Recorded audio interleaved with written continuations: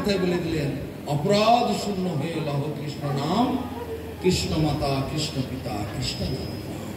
কৃষ্ণের সংসার করো ছাড়ি অনাচার, জীবে দয়া নামে রুচি সর্বধর্ম। কৃষ্ণের সংসার করতে বলছে।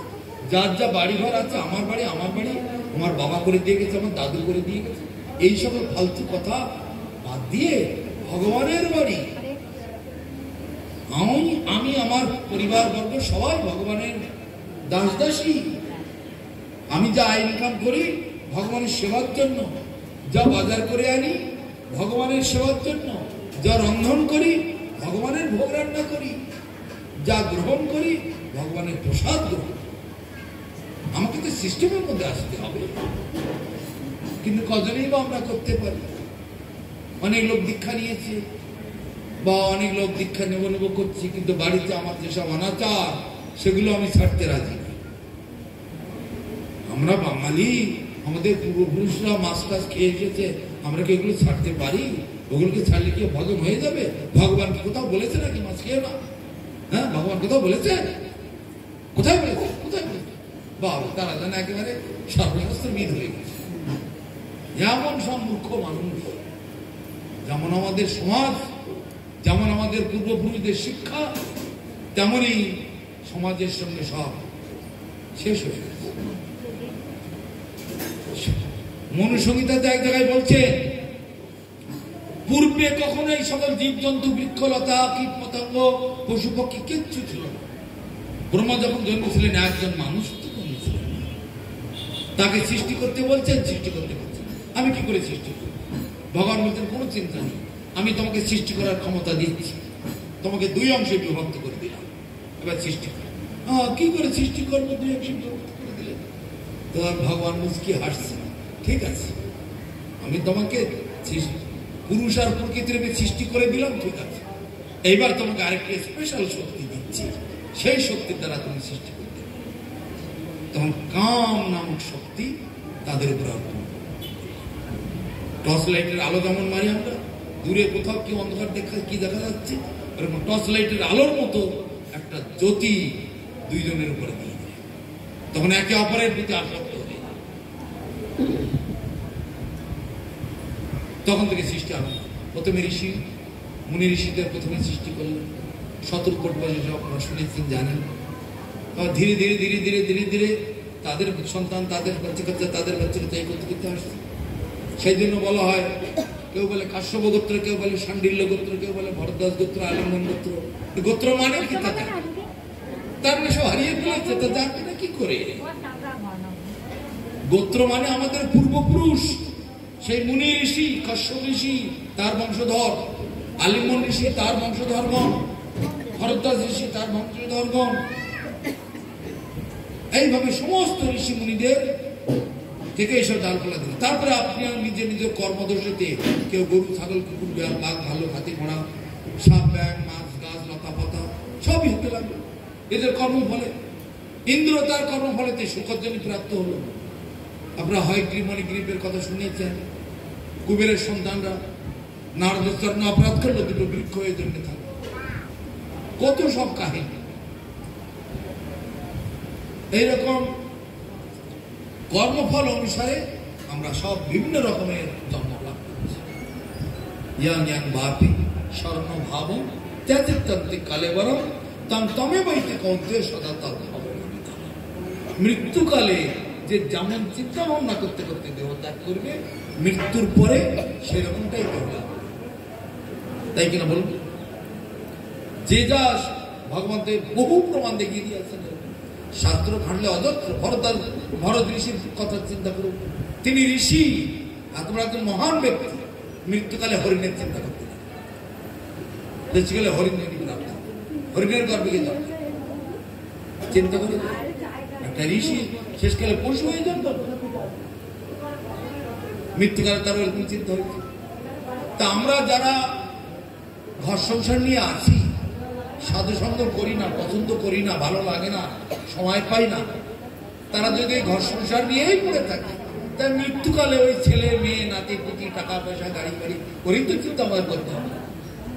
তাহলে মৃত্যুর পরে আবার তাই সেটাই পাবো। এই যে এত লোক পৃথিবীব্যাপী প্রায় 1500 কোটি মানুষ, তার বেশি হয়তো কম হবে না। অনেক লোক এখন ভোটার হয় না, অনেক লোক ভোট দেয় না। ওই ভোটগুলো গুনেই তো লোক জনগণনাটা হয়, ভোট গুনে 1200-1300 বলছে, কিন্তু হিসাব করে দেখলে 1500 কোটি ছাড়িয়ে যাবে। তো এত লোক, এত সংসার কেন এসেছে, কোত্থেকে এসেছে? আর কেউ কেউ সুখে আছে। সংসার মানে দুঃখের আলয়, দুঃখের কারখানা, দুঃখালয়ম অশাশ্বত, শাশ্বত বস্তু নয়, স্থায়ী বস্তু নয়, দুঃখের আলয়, এটা শাস্তির জায়গা। তার ভালো নাম দিয়েছেন ভগবান সংশোধনাগার। আমাদের যেমন জেলখানা আছে না, সেরকম জেলখানা। জেলখানার ভিতরে লোককে কেন রাখা হয়? অপরাধ করলে জেলখানায় রাখা হয়, তার কোন স্বাধীনতা দেওয়া হবে। তো জেলখানাটা মানে মেরে ফেলার জন্য শাস্তির জায়গা। কিরকম শাস্তি? তুমি হয়তো মোটরসাইকেল চালিয়ে নিয়ে যাচ্ছ, লাল বাতি জ্বলেছে, পুলিশে হাত দেখাচ্ছে, তুমি যে তার আগে একটুখানি বোতল চাপটি চড়িয়ে নিয়েছো, তোমার সেই কেজ রয়েছে, 2-3 ঘন্টা তুমি আগে শের হয়ে গিয়েছো, চলো বাস মেরে দিলে। আর ওদিকে পুলিশ এসে সঙ্গে সঙ্গে লাল বাতি অ্যাভয়েড করেছো, পুলিশকে অ্যাভয়েড করেছো, সঙ্গে সঙ্গে ধরে বাইকটা থানায় রেখে দিল, তোমাকে জেলখানায় ঢুকিয়ে দিল। বাস ঘন্টা 2-3 পরে নেশাটা যখন নেমে গেল, আরে কি ভুল করলাম রে, নিজের গালে নিজে চড়াতে লাগলো, নিজের মাথার চুল নিজে ছিটতে। ইস না, এবার যদি জেল থেকে বেরোতে পারি আর কখনো এরকম অন্যায় আনবো। এটা নিজেই নিজেকে সংশোধন করে নাও, তার জন্য জেলখানা। সেই জন্য এই পৃথিবীর বা এই ব্রহ্মাণ্ডের নাম সংশোধনাগার। এটাও একটা জেলখানা। কে জেলখানার কর্ত্রী? তিনি হচ্ছেন মায়াদেবী। বাচ্চাটা দুর্ঘটনা ঘটবে, বাচ্চাটাকে বসিয়ে রেখে ধরে রাখুন, পা ধরে থাকুন, উল্টে পড়লে কিন্তু একদম বাস, ঠিক আছে। এই জেলখানাটা হচ্ছে সংশোধনাগার। আমাকে নিজেই নিজেকে সংশোধন করতে হবে। কিভাবে বুঝবো, কি সংশোধন করব? মানুষ এত অন্ধকারে ঢুকে গেছে, জানেই না, বোঝেই না কি সংশোধন করতে হবে আমাকে। আমি কি সংশোধন করব? কিছু ভোগ দিতে যাবে, আস্তে আস্তে বাজাবে, একটু আস্তে বাজাবে।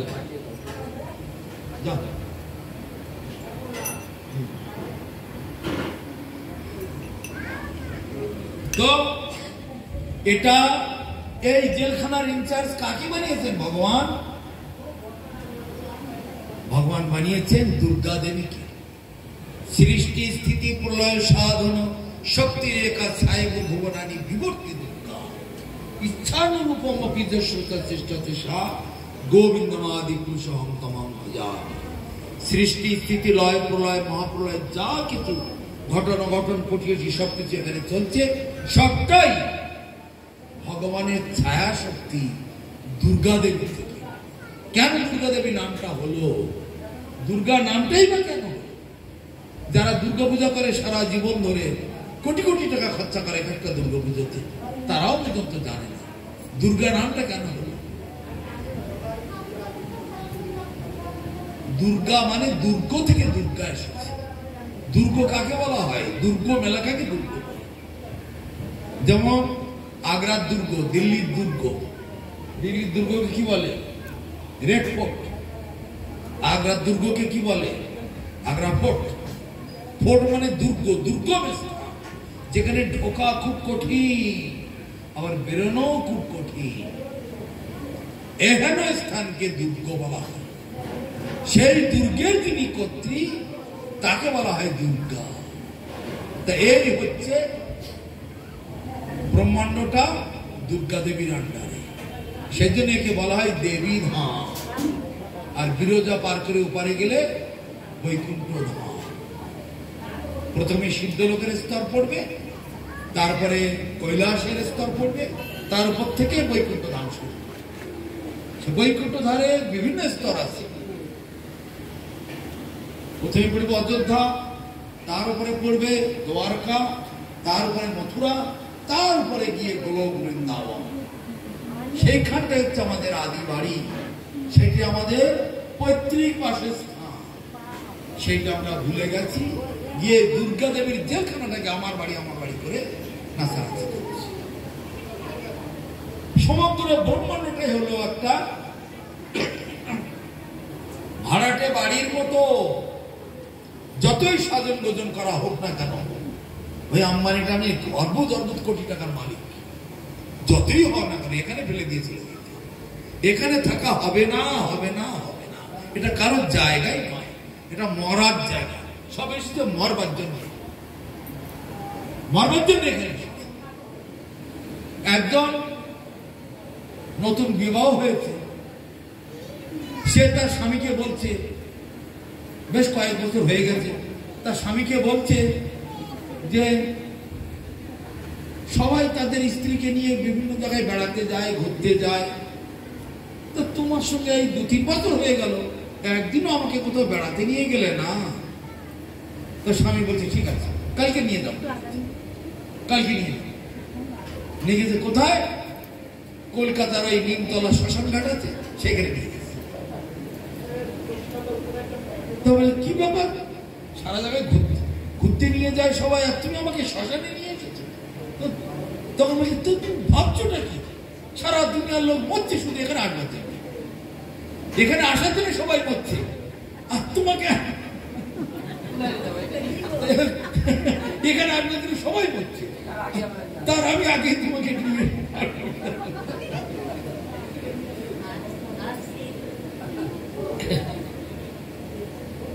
তাহলে সমস্ত জগতের লোক মরছে, শুধু এখানে আড্ডা দেবে, তাই আমি সময় থাকতে নিয়ে এসেছি, অসুবিধা কি আছে?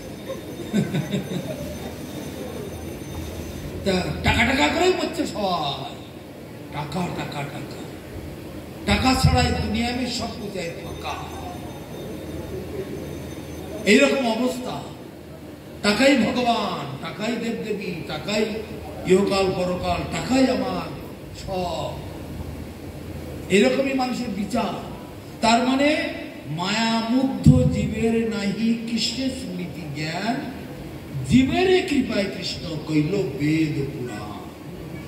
সেই বেদ পুরাণ কেউ ছোঁয় না, পড়ে না, দেখে না। শ্রীমদ্ ভাগবত গীতা যথাযথ আমাদের ইন্টারন্যাশনাল সোসাইটি স্কুল থেকে এটা পাবলিশ করা হয়েছে, আমিও পড়ে দেখেছি। অতি সুন্দর গ্রন্থটি হয়েছে, খুব প্রাঞ্জল ভাষায়, এবং সর্বশাস্ত্রের সিদ্ধান্ত তাতে দিয়ে সুন্দরভাবে লেখা হয়েছে। একটি গ্রন্থ পড়লে সব কোটি কোটি শাস্ত্র পড়া হয়ে যায়, কিন্তু এমন দুর্ভাগা কপাল এই মানুষের, ঘরে ঘরে ফ্রি ডিস্ট্রিবিউশন করা হচ্ছে বা হয়েছে বা হয়, গ্রামে গ্রামে গাড়ি এসে ঢুকছে, বাড়ি বাড়ি দেওয়া হচ্ছে, তবু বইটা যেমন তেমনই সাধারণ থাকে, কেউ কেউ পাত খুলে দেখে না, কেউ একটা শ্লোকও পড়ে না। দুঃখের বিষয়, বই গ্রন্থটার উপরেতে ধুলো ময়লা জমে আরশোলায়, তারপরে ইঁদুরে পায়খানা টানা করে যাচ্ছে তাই করে রেখে দিয়েছে। খুলে দেখছি ভেতরে সব চকচক করছে। তার মানে জীবনে কোনোদিন খোলা হয় না, দেখা হয় না। ওই সাধুরা এসেছিল, দিয়েছে, আর দিয়েছিল কি জন্য? আচার করার জন্য। হ্যাঁ, কি জন্য দিয়েছি? জীব জাগো, জীব জাগো। গোরাচাঁদ বলে কত নিদ্রা যাও মায়া পিশাচির কোলে, আর কতকাল ঘুমিয়ে থাকবে, ওঠো জাগো।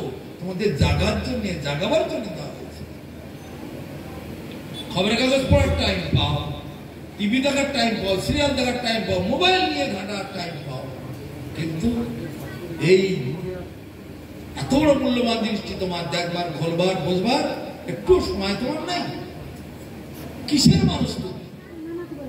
ডাক্তারে দিল ওষুধ, ওষুধটা রেখে দিলাম, আমি গ্রহণ করলাম না ওষুধটা, তাহলে আমার কি হবে? আমার কি রোগ সারবে? এই ভবরোগের মহৌষধি কৃষ্ণ নাম নিরবধি, নিরবধি কৃষ্ণ রসায়ন। তাই জন্য গ্রন্থটা দেওয়া হয়েছে। বলে বলে ঘাড়ে কিলিয়ে কিলিয়েও তাদের পড়ানো যায় না। আরে একটা করে শোনা অন্তত, খুলিয়ে দেখো না গীতা করে পড়াও করো অন্তত, তাও আমি ঘুরি ঘুরি দেখিতে পারি পারি সব আছে এরকম অবস্থা। তাহলে কি করে আমাদের এই ভবরোগ সারবে? মানে মায়ার মোহেতে অন্ধ হয়ে গেছে। মায়াদেবী স্বরূপটা বলছেন শাস্ত্রেতে যে মায়াদেবীটা কি, মায়া স্বরূপটা কি? তিনি হচ্ছেন বিলজ্জ মানায়া। বিলজ্জ মানায়া দস্যে স্থাত বিক্ষাপমি হমুহা বিমোহিতা বিক্ষত্তান্তে মামাহমিতি দুর্গা। তিনি লজ্জিতা, তিনি ভগবানের সামনে আসতে পারেন না। কি করে? আজ ভগবানের তো বিরাট জ্যোতি, ছায়া পড়ে, ভগবানের ছায়া। এখানে যদি আলো জ্বলে ছায়াটা পেছন দিকে পড়বে, ছায়াই হচ্ছে মায়া শক্তি।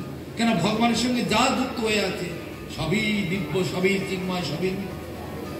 তা ভগবানের সঙ্গে তার নাম ধাম রূপ গুণ লীলা পরিকর বৈশিষ্ট্য, তার ছায়া, তার যা যুক্ত আছে সবই স্থায়ী। তা ভগবান যতদিন আছেন ভগবানের ছায়াও আছে। আমি এখানে যতক্ষণ বসবো, এখানে যদি আলো জ্বলে ছায়াটা ততক্ষণ থাকবে, আমি চলে যাবো ছায়া চলে যাবে, আমি হাত বানাবো ছায়া হাত বানাবো, সবই তো তাই হবে। তা ভগবানের ছায়া শক্তি হলো মায়া শক্তি।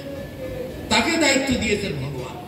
যারা কৃষ্ণ ভজন করবে না, হরিনাম করবে না, কৃষ্ণ অনুশীলন করবে না, কৃষ্ণ সংসার তৈরি করবে না, কৃষ্ণকে ভোগ দিয়ে প্রসাদ পাবে না, একাদশী করবে না, হরিনাম করবে না, হে মায়া দেবী তুমি তাকে তোমার কারাগারে রাখো, তাকে দুঃখ দাও, কষ্ট দাও, ত্রিতাপ জ্বালা, জ্বালিয়ে পুড়িয়ে মারো।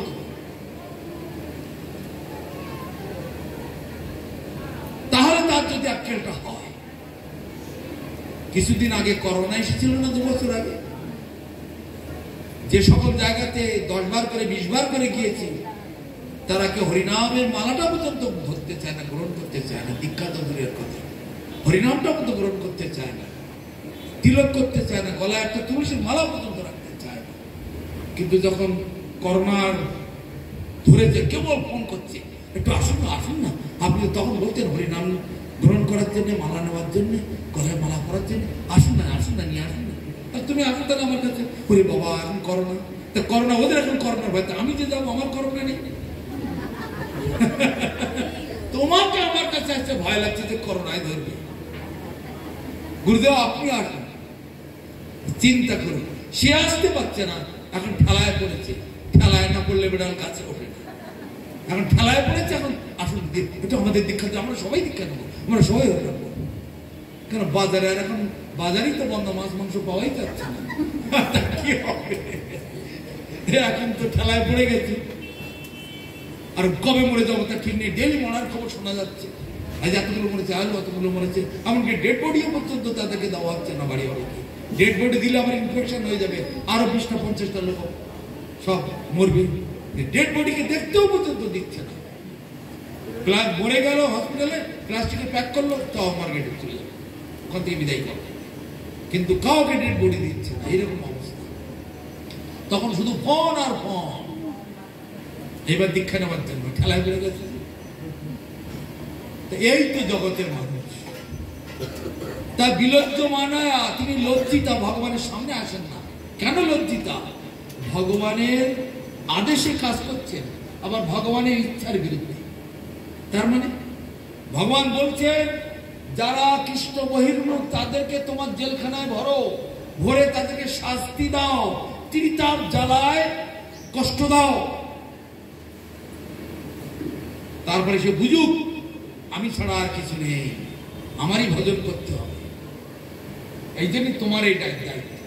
তাই দুর্গা দেবী হচ্ছে এই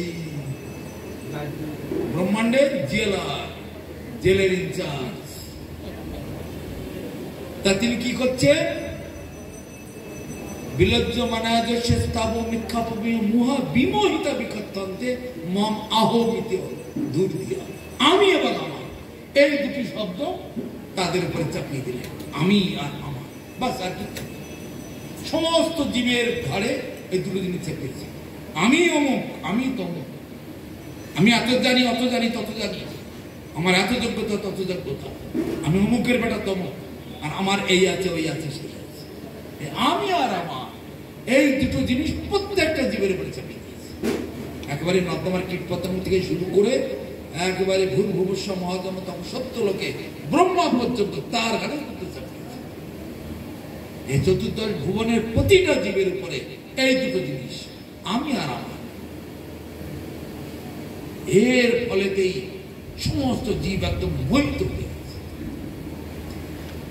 এত শাস্ত্র জীবকে উদ্ধার করবার জন্য, কল্যাণ করবার জন্য বেদ পুরাণ সব ভগবান তৈরি করে দিয়েছে, কিন্তু তারা সেসব পড়ে না, শোনে না, নেয় না। এমনকি ভগবান চলে যাওয়ার পরে দুই অংশে জগতে এসেছে। এক হচ্ছে ভাগবত গ্রন্থ রূপে, আর এক হলো ভক্ত ভাগবত। ভক্তরূপী ভাগবত আর গ্রন্থরূপী ভাগবত। ভক্ত ভাগবত মানে ভক্ত যিনি ভগবানের কথা বলবেন, আর গ্রন্থরূপী ভাগবত মানে ভগবানের গুণমহিমা যার মধ্যে লিপিবদ্ধ আছে। যদি কোনো ভক্তের কথা যদি আমার ভালো না লাগে, দরকার নেই, গ্রন্থ পড়ো, তার মধ্যে আছে কিনা সত্য মিথ্যা যাচাই করো। তা যেহেতু আমাদের পড়ার সময় নেই, বোঝার সময় নেই, নেওয়ার সময় নেই, সেই জন্য আমরা ভক্ত ভাগবত যিনি তার কাছে, তাকে আমরা আশ্রয় করি। তো ভক্ত ভাগবতের কাছে যাব। এই দুটো ভগবানের অংশ। ভগবানের ভগবত্তা যেখানে পাওয়া যায়, ভগবানের সম্পর্কে যে বিজ্ঞান, ভগবান সম্বন্ধিত যে কথা, ভগবানের বিষয়তে যে মানে অভিধান, সেটা হচ্ছে ভক্তরূপে আর গ্রন্থ। আবার ভগবান যখন আসেন তখন আর এই ভক্ত আর গ্রন্থ না হলেও চলবে, ভগবানই সব। সেজন্য পাণ্ডবরা সরাসরি ভগবানের চরণ আশ্রয় করলেন। মহাপ্রভু যখন এসেছিলেন সরাসরি এরা মহাপ্রভুর চরণ আশ্রয় করলেন ভক্ত। সেই তো এই যে যারা সারা এই জগতে বাস করছেন, বিভিন্ন গোত্র নিয়ে আছেন, কাশ্যপ গোত্র, শাণ্ডিল্য গোত্র, আলিঙ্গন গোত্র, ভরদ্বাজ গোত্র, একবারও বিচার করার চেষ্টা করেন না এগুলোর অর্থ কি, ব্যাখ্যা কি, তাৎপর্য কি।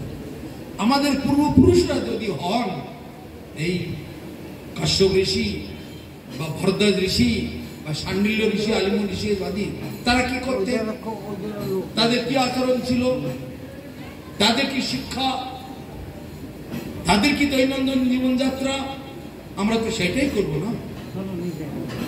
বাবা মা যেভাবে সংসার, দাদু দিদারা যেভাবে সংসার চালিয়েছেন, আমরা তো সেইভাবেই করি, সেভাবে আমরা সংসার পালন করি। এইভাবে তিনি মহাজন যেন গত পন্থা, মহাজ্ঞানী মহাজন যে পথে করে গমন হয়েছেন প্রাতঃস্মরণীয়, সেই পথ লক্ষ্য করে সেই বৃত্তি ধার্যা ধরে আমরা হব বড়। মহাজ্ঞানী মহাজনেরা যে পথ ধরে অগ্রসর হয়েছেন, আমরা সেইভাবে চলব।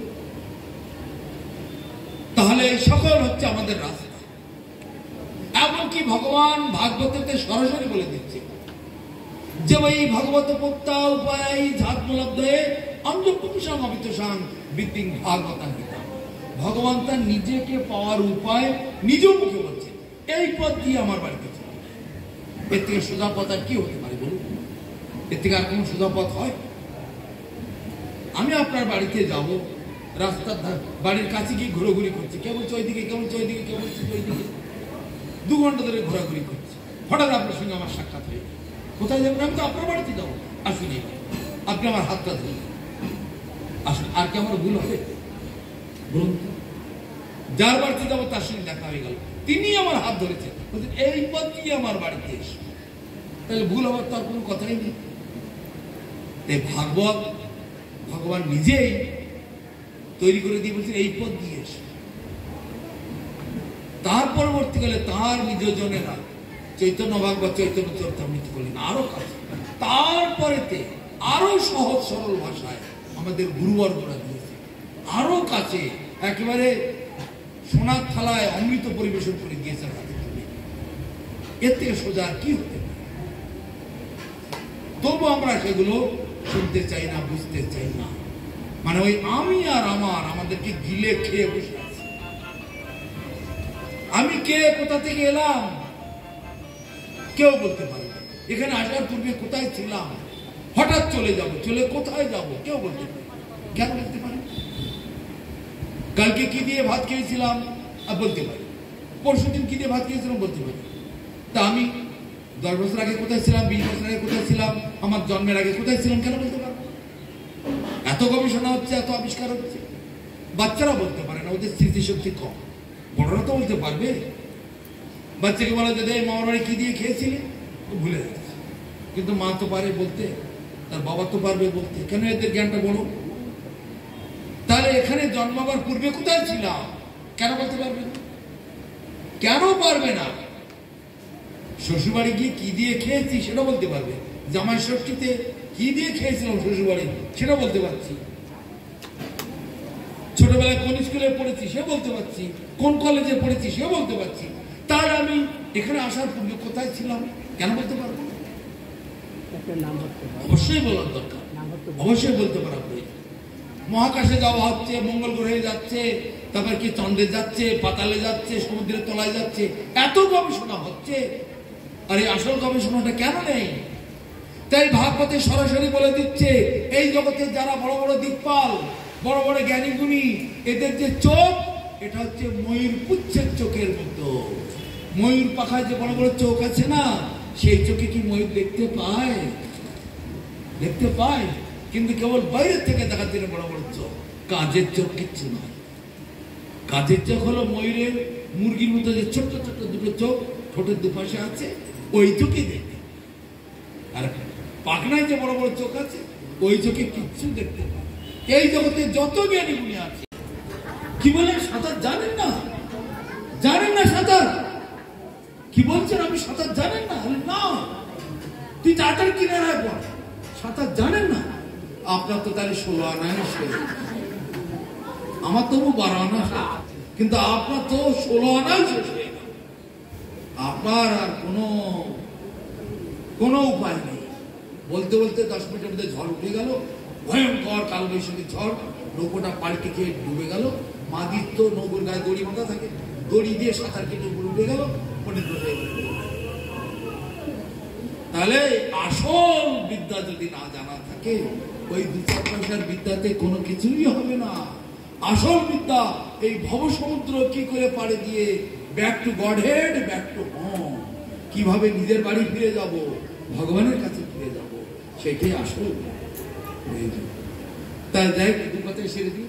আজকে যে কি গৌর গোপাল দাস তিরোভাব উৎসব, ভগবান গীতাতে বলছেন যৎকরসি যদস্নাসি যজ্জুহসি দদাসি যৎ তপস্যসি কন্তেয় তৎকৃষ্য মদত্তম। জাপ করো, যজ্ঞ করো, হোম করো, গাড়ি করো, বাড়ি করো, বিয়ে করো, শ্রাদ্ধ করো, অন্নপ্রাশন করো, যা কিছু করো না কেন আমাকে কেন্দ্রে বসিয়ে দেবে। আমাকে কেন্দ্র করে সব কিছু, আমাকে বাদ দিয়ে কোনো কিছু করলে কোনোটাই সফল হবে না। এমনকি গলায় মালা তিলক পর্যন্ত চাই। নো ধারয়ন্তি মালা যে তুলসী কাষ্ঠ সম্ভবম নরকান্না নিবর্তন্তে দগ্ধ কোপাগ্নি না পারে। যার গলায় মালা থাকে না, শ্রীহরির কোপ দৃষ্টি বর্ষিত। তারপরে বলছেন যজ্ঞ দান তপহম শ্রদ্ধায় পিতৃতর্পণম, পিতৃতর্পণ হচ্ছে যজ্ঞ দান তপহম শ্রদ্ধায় পিতৃতর্পণম ব্যর্থম ভব তৎসর্বম ঊর্ধ্বপুণ্ডম বিনাকৃতম। যজ্ঞ করো, দান করো, হোম করো, গাড়ি করো, বাড়ি করো, বিয়ে করো, যা কিছু করো না কেন, যদি কপালে তিলক না থাকে, গলায় মালা না থাকে, হরিনাম সংকীর্তন না হয়, তাহলে সব বেকার, ব্যর্থ হয়ে যায়। তাই জগতের সমাজের মানুষকে অনেক সব জায়গাতেই বলি, ওরে তোমরা একটা দিনের জন্য অন্তত নিরামিষই খাও, মা বাবার শ্রাদ্ধের কার্যটা, অন্তত পারলৌকিক কার্যটা একটু বৈষ্ণবীয় মতে করো, সাত্বিক ভাবে করো, যাতে প্রয়াত আত্মা যেন একটু মহাপ্রসাদ পায়। এই যে অমেধ্য দ্রব্য দিয়ে তোমরা শ্রাদ্ধাদি করো, প্রয়াত আত্মা কি খায়, কি পায়? মলমূত্র ভক্ষণ করে।